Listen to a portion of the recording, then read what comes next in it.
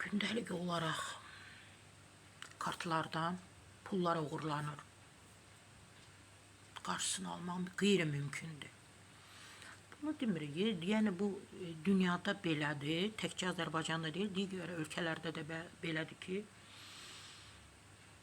cinayətkarlar var.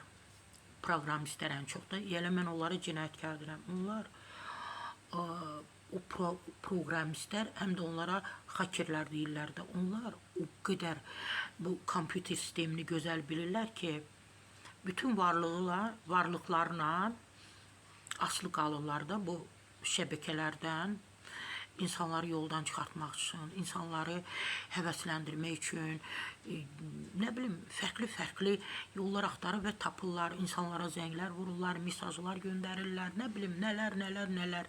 Təbii ki, Daxili İşlər Nazirliyi hər gün insanları maarifləndirir, xahiş edir ki, bu zənglərə cavab verməyin, bu linkləri açmayın, ehtiyatlı olun, özünüzü qoruyun, bank hesablarınızı qoruyun. Təsəvvürünüzə gətirin ki, bu adamlar kartda pul tapmayanda həmin adamların, vətəndaşların adına həmən kredit götürürlər, kredit belə. Biz özümüz günün orta çağı gedirik, dayanırıq bankda. Heç kim bizə kredit vermir. O pəncərəyə yaxınlaş, bu pəncərəyə yaxınlaş. 100 dəfə gedirlər rəhbərliklə danışıb gəlirlər. Deyirlər, yox sizə kredit düşmür. Maraqlanmışam, etmişəm bunu.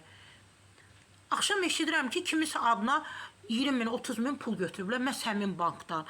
Maraqlıdır ki, vətəndaş gəlir, bax, siması, sifəti, imzasına gəlir ki, bu mənə 1000 manat ver.